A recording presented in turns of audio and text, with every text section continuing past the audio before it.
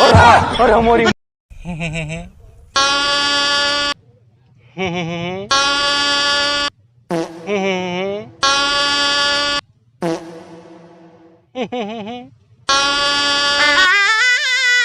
भाई ते ई का करतरी तोरा लौकत नहीं कि हम मैदान करतनी भाई भाई भाई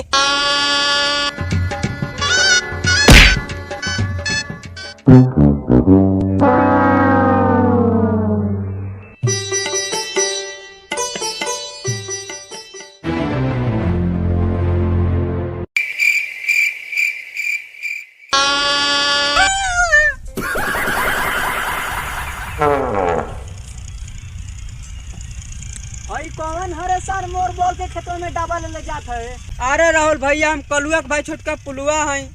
अरे सर तो खेतों में कहाँ डिब्बा लेके जाता रही। अरे राहुल भाई तार मकैया पियरा तो जतन खाद बढ़ावे रहे देते खाद मत बढ़ाओ, हम डाई यूरिया लिए के मार ले। सुनले बानी ते जाओ ना खेत में हो गेलिस ओकर घासी के साथ साथ ओकर मकइयो जर जाला।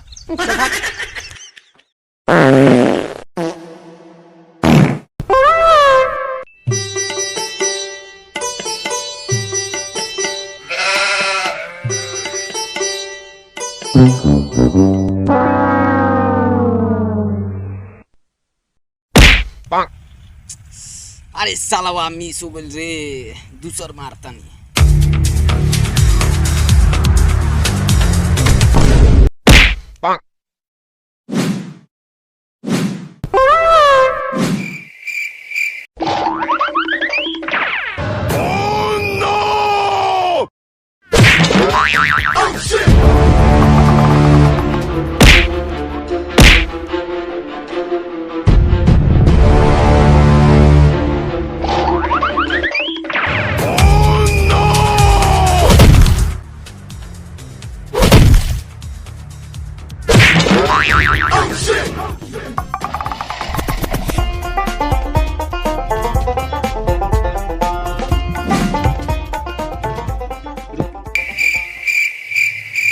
लागो तो सरवा गोइली।